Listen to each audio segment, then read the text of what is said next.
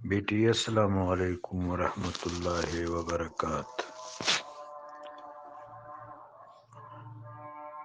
بیٹا،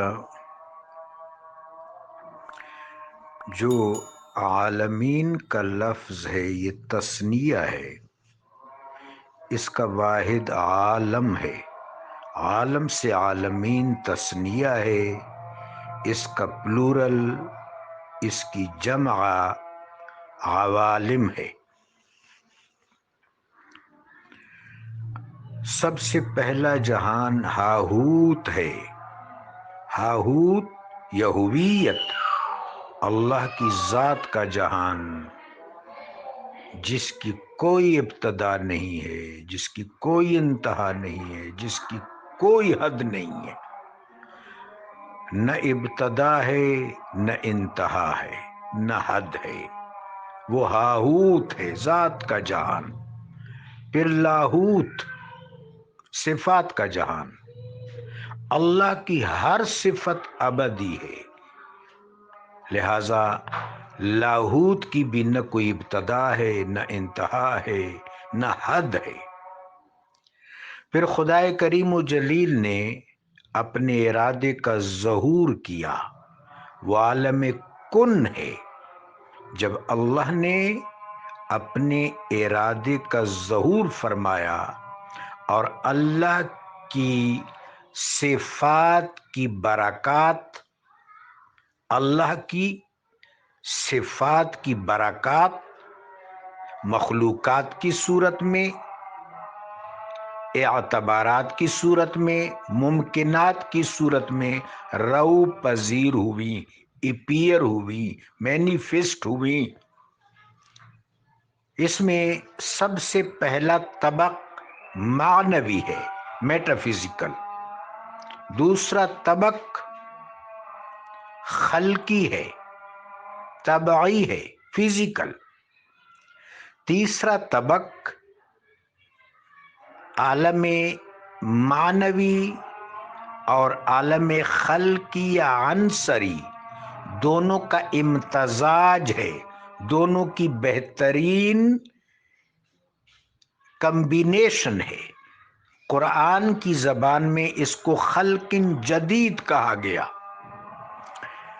لہذا بیٹا، عالم ہاہوت ذات کا جہان، عالم لاہوت صفات و اسماء کا جہان، عالم کن ارادہ کے ظہور کا جہان، پھر فیکون کا عمل شروع ہوا۔ فیکون کا عمل حقیقت محمدیہ سے شروع ہوا، لہذا سب سے پہلے عالم جوہر، یہ حقیقت محمدیہ کا جہان ہے۔ اس کو نور اول بھی کہتے ہیں، تعین اول بھی کہتے ہیں، حقیقت محمدیہ بھی کہتے ہیں، جوہر محمدیہ بھی کہتے ہیں۔ ہم اس کا ایک نام یاد کر لیں گے، عالم جوہر۔ پھر اس عالم جوہر نے تبسیط کی، یہ جو حقیقت محمدیہ کا جہان ہے، جس کو تعین اول، نور اول، جوہر اول، حقیقت محمدیہ کہیں گے، اس جہان نے تبسیط کی، پھیلاؤ اختیار کیا، برکت انگیزی فرمائی۔ تو سب سے پہلے عالم الطاف وجود میں آیا، جہاں لطفی چیزیں ہیں، بہت لطیف چیزیں ہیں۔ عالم الطاف نے تبسیط کی، عالم معانی وجود میں آیا، جہاں ان الطاف کے معانی کی تقویم ہے۔ پھر عالم معانی نے تبسیط اختیار فرمائی اور ساتھ ساتھ حبوط اختیار فرمایا، دونوں چیزیں ہوئی، تبسیط ایکسپینشن، حبوط اس کا مطلب ہے ڈسینڈنگ۔ عالم امر وجود میں آیا، عالم امر میں ارواح نے رو پذیری کی۔ گویا اگر ہم دنیاوی محاورہ میں سمجھنا چاہیں تو یہاں ارواح کی ابتدا ہوئی، ارواح کی تولید ہوئی۔ پھر عالم جبروت یعنی عالم امر نے تبسیط بھی کی اور تنوع بھی کیا، اور حبود بھی کیا، مراد ایکسپینشن بھی کی اور ڈیسینڈنگ آرڈر بھی کیا عالم جبروت۔ یہاں ارواح کی توانائیاں ہیں، یہاں ارواح توانا ہوئی، طاقت آئی ان میں۔ اس کے بعد عالم ملکوت، یہاں ارواح نے نورانیت پائی، پاکیزگی پائی، نفاست پائی، اور ایک حصہ عالم ملکوت کا خالصتاً نورانی اجسام پر مشتمل ہے جو ملائکہ ہے۔ اس کے بعد مزید حبوت ہوا اور تبسیط ہوئی، عالم میثاق۔ یہاں ارواح اس قابل ہوئی کہ رب جلیل نے ان سے کلام کیا، ان سے معاہدے کیے، آدم علیہ السلام کی خلافت کا اعلان ہوا۔ یہ وہ مقام ہے جہاں پر سارے معاہدے ہوئے اور اللہ تبارک و تعالی نے محبوب پاک علیہ السلام کا تعارف ارواح سے کرایا۔ اس کے بعد نیچے حبوط ہوا عالم مثال، یہاں ارواح متشکل ہوئی، اللہ نے ارواح کو اپنا دیدار کرایا، نبی کریم علیہ السلام کا دیدار کرایا، امتوں کی ارواح کو انبیاء کا دیدار کرایا گیا، تمام انبیاء اور ان کی امتوں کو میرے آقا علیہ السلام کا دیدار کرایا گیا۔ یہ غلغلے میرے بیٹے یہاں عالم مثال میں برپا ہوئے۔ پھر عالم مثال سے ایک بوند نیچی آئی جس کو عالم رتق کہتے ہیں۔ اس عالم رتق کو اللہ نے دو حصوں میں تقسیم کیا، ایک حصہ اوپر گیا جو دخان ہے جس سے آسمان۔ اب یہاں سے عالم رتق طبعی جہان کا، فزیکل جہان کا، اس عالم ناسوت کا، عالم شہود کا، عالم دنیا کا، عالم ناسوت کا یہ سٹارٹنگ پوائنٹ ہے، ابتدا ہے۔ یہاں سے ایک رتق جو اوپر سے آیا تھا وہ ڈیوائیڈ ہوا، ایک اس میں سے دخان بنا، دخان سے آسمانوں اور آسمانوں کا نظام بنا، یہ فزیکل ہے سارا۔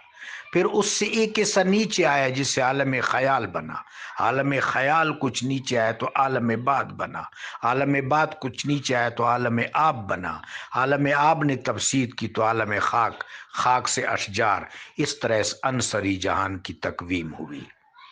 اس کے بعد بیٹا یہ جو عالم ناسوت ہے اس سے ہم فردن آگے جاتے ہیں عالم برزخ میں، اور یہ عالم برزخ دراصل ایک عبوری جہان ہے، ایک کیجول جہان ہے۔ اس کے بعد عالم برزخ کا دروازہ کھل جائے گا عالم بعث کی طرف، عالم آخرت کی طرف، عالم عقبہ کی طرف۔ عالم برزخ کی بھی دو حصے ہیں، اعلی علیین اور اسفل سافلین۔ سعید جسم اور ارواح اعلی علیین میں ہوں گے اور خدا نخواستہ دوسرے جو ہیں وہ اسفل سافلین میں ہوں گے۔